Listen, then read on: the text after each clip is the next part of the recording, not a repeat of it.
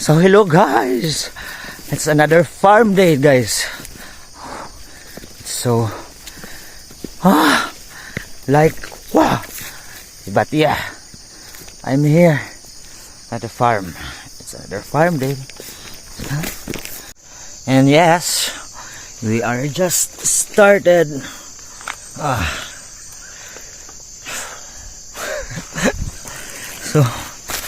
So I just sat down here and let's go.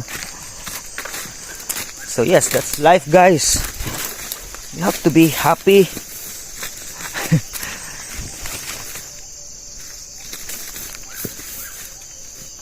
Look at the sun. Sunshine through your eyes.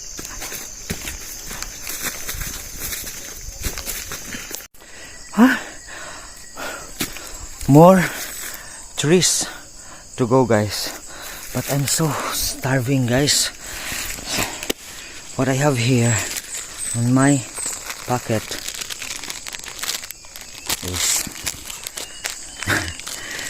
so well, let's take breakfast. Let's go here.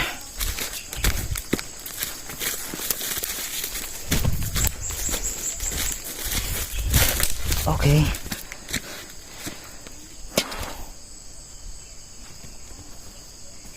Oh.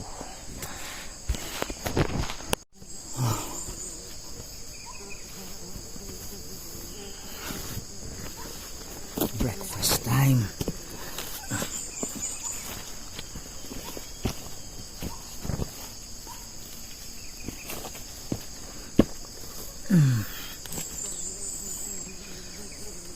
So, let's see what is our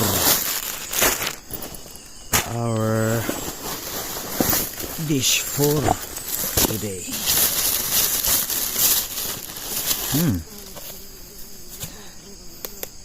This is the lauoy guys. Look. So we have this. This is a leftover from last night dinner, which is, we called it lauoy. It's a mixed veggies with corn in the soy sauce. And it is an ampalaya, so in English this is bitter gourd or bitter melon. So let's eat. Oh, I really love this guys. Wow, mother cooked this last night. See, this is mixed veggies with squash, string beans, eggplant, malunggay, reddish leaf, something like that, moringa.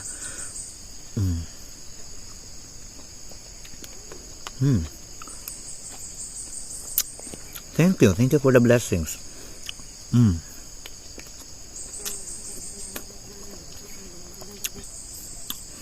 Do you eat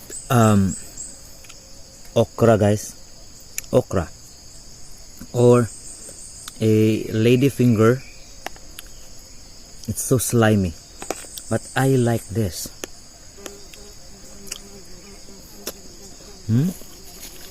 Then salt.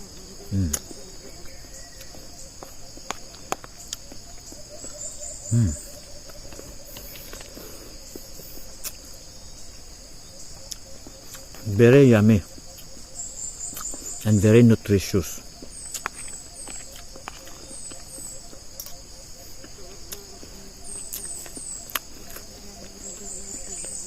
That's my secret of healthy living.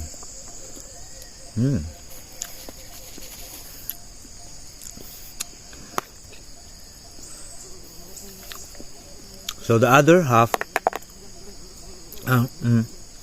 is for lunch later. And I still have this veggies and the bitter gourd or bitter melon. So let's get back. And by the way guys, before we get back, I just want to share it to you that this is my I just recently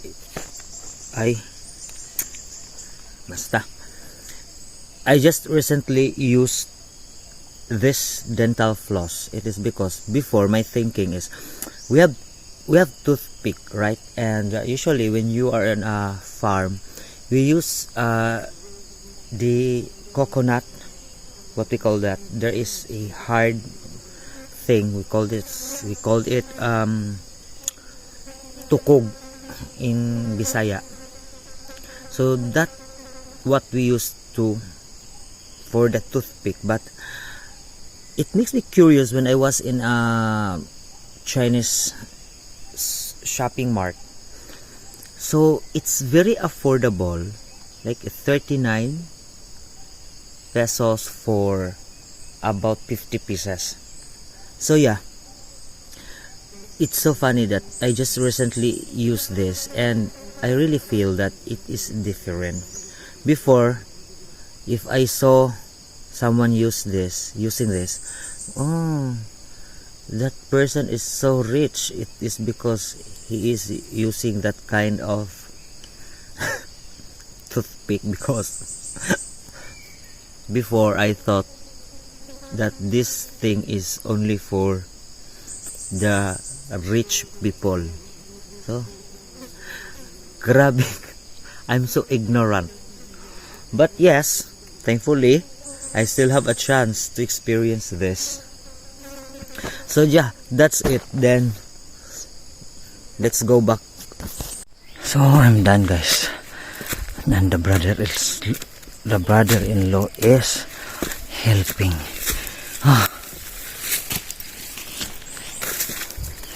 So unsa na? Alaka.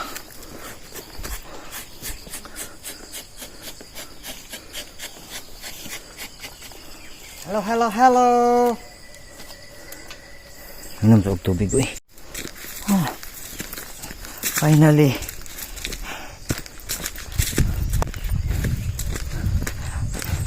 Look at my... I thought it was a snake, or it is a snake. Oh, let's drink water.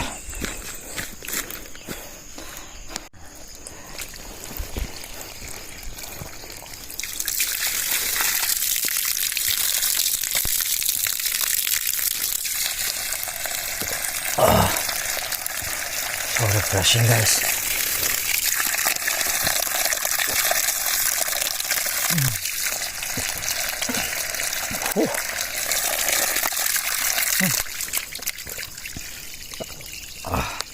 Go home na mi guys.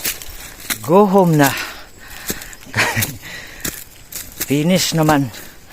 We are done harvesting rubbers. So let's go. It's so sunny today and it is good. Oh, halaka guys, it's overflowing. Huh? Overflow naman siya guys. Wait. Oh, yes. Very hot.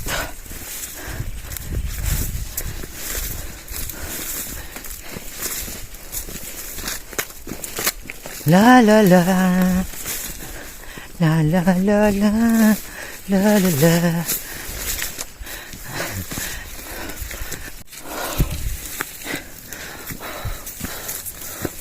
Hello, my friend here. Halika. Dali. Ha? Dali. Ay, sorry naman. Sorry. Dali. Dali ba?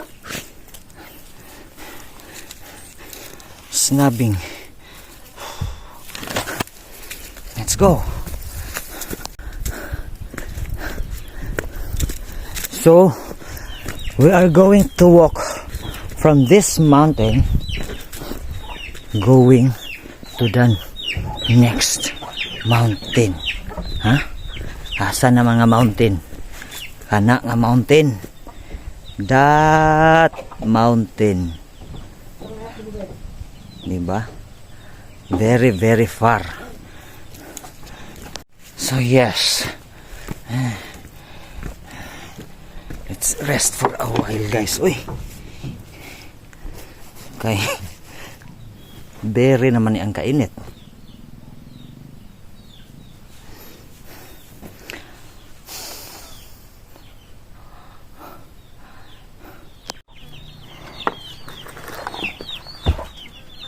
Piyak, piyak.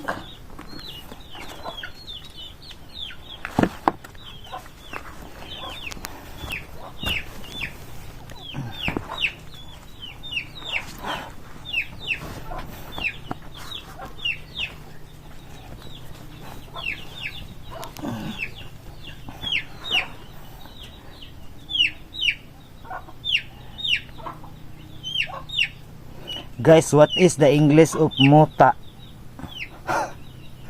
No. No. What is the English of muta? Something on your eyes, especially when you wake up or woke up in the morning. Naa siya'y something here. What do you call that? Sige daw, be. Tell me and let me know.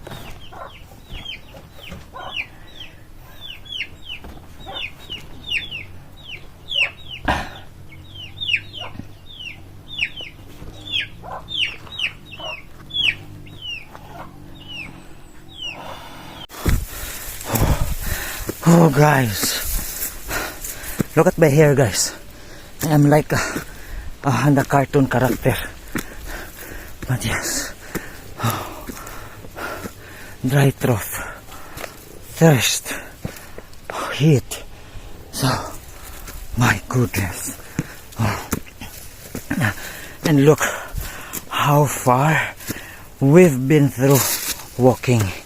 So from this point of view, to that mountain, guys, that is where the rubber farm is.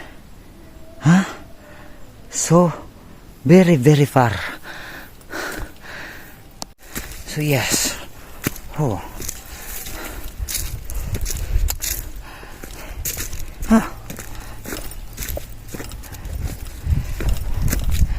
Let's go. Finally, we're here.